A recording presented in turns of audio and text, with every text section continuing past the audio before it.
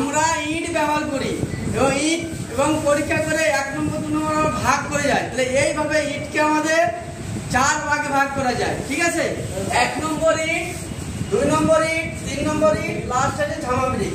1 নম্বর ব্রিকে ইট আছে 20% জল। জল মানে আমরা যেটা ইটে ভিজাই 24 ঘন্টার পরে যে ভিজবে ইটটা, 1 নম্বর ইটটা 20% হবে, আর 2 নম্বর ইটটা আপনার 22%, 3 নম্বর ইটটা 25%, যে ঝামা বা ব্রিকেট ইট সেটা হচ্ছে আপনার 12% আপনার জল শোষণ করবে। ঠিক আছে, তাহলে আপনার গাঁথনি যদি করি তাহলে দেখেন 5 ইঞ্চি ওয়ালের যে গাঁথনি সেটা রেশিও হবে 1:4, 10 ইঞ্চি গাঁথনি হবে 1:6। তাহলে 1টা হচ্ছে আপনার 1 ব্যাগ সিমেন্ট, আর এটা 4টা হচ্ছে বালু, আর 10 ইঞ্চি গাঁথনি 1টা হচ্ছে সিমেন্ট, 6টা হচ্ছে বালু। তাহলে এই যে আমাদের মশলা রেশিও বা মর্টারের রেশিও, আর এটা আমাদের ইটের জল